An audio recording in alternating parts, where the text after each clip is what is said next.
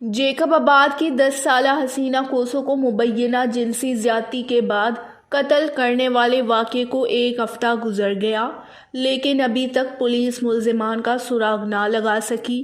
اہلکانہ غم سے نڈال اور انصاف کا مطالبہ کر رہے ہیں۔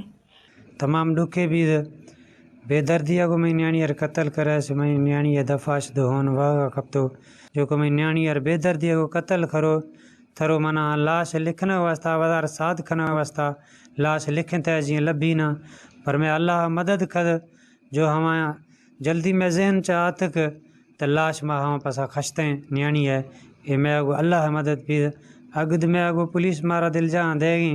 گزشتہ ہفتے بدھ کے روز گھر سے دودھ لینے نکلنے والی 10 سالہ حسینہ کوسو کی لاش گھر کے قریب نہر میں پائی گئی۔ لاش ضروری کارروائی کے لیے سول اسپتال منتقل کی گئی تو ڈاکٹروں نے بچی سے غیر فطری جنسی زیادتی کا شبہ ظاہر کیا۔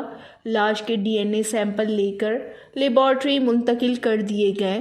بوڑھے ماں باپ انصاف کے منتظر ہیں۔ شیر گرا کلا کے آدھے بھی میں مردار اتر نیانی ودی کند بکو شو پھر شوئی ہمارا پولو یک چکر آتی ندی دی دوئی چکر آتی دوائی چند مین جن کرنا کچھ تو ہمارا لاش چلو اس دامیہ کو انصاف بھی۔ نامعلوم درندوں نے 10 سالہ حسینہ کوسو کو ہوس کا نشانہ بنا کر لاش نہر میں پھینک دی۔